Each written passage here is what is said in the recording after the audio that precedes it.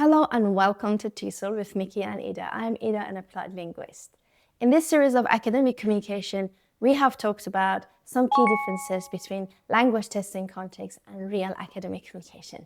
In this last episode, I'm going to talk about the seventh and the final key difference between language testing type of communication, like IELTS, and real academic communication. So, in IELTS speaking, everything is structured.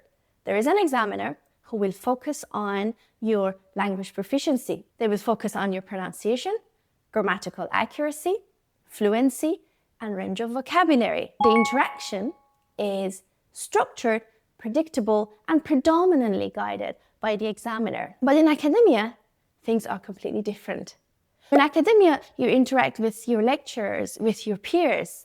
You take part in seminar discussions, in debates, Q&A sessions, presentations. You may have a spontaneous conversation with your lecturers and peers. So the focus here is not on how perfect your grammar is.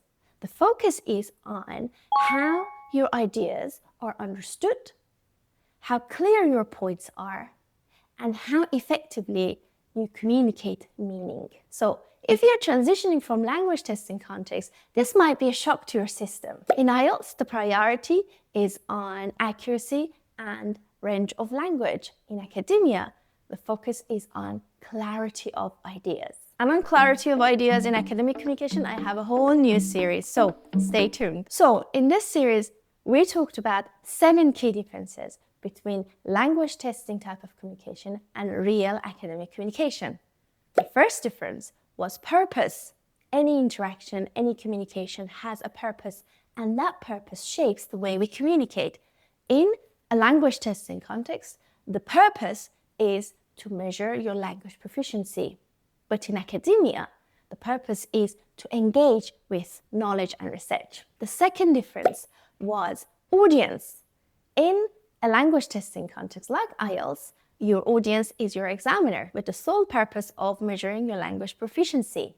But in academia, you have a range of different types of audience. You have your academic lecturers, you have your peers, and depending on the type of communication you have, you engage differently with each of these types of audience. The third difference was depth of critical thinking. Critical thinking in IELTS type of communication is minimal, but it's very important in academic communication.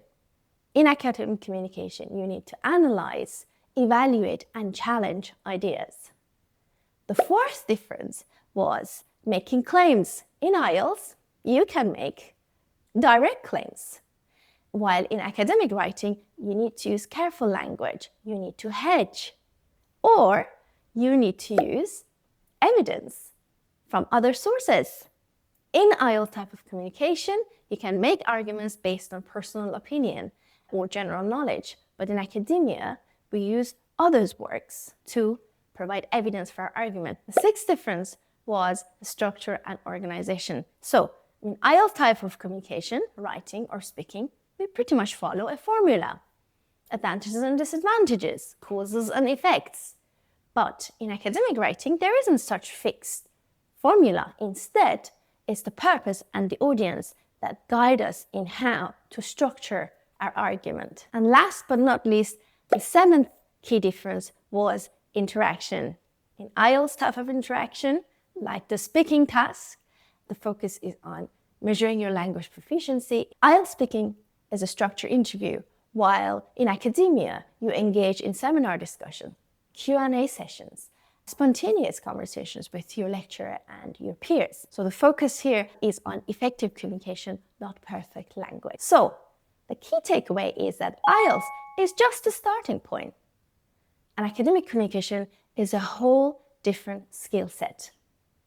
Now that we know about the key differences between language testing type of communication and real academic communication, we would love to hear about your experience transitioning from language testing context into real academic communication. Whether you have experienced that as a student preparing to study a TESOL degree in an English-speaking context, or you are a language teacher who has been preparing students for that transition, or you are a lecturer and you have had new students and you have noticed the differences in the way they communicate, and maybe you have spotted traces of language testing type of communication. We would love to hear about your experience, so please do comment below.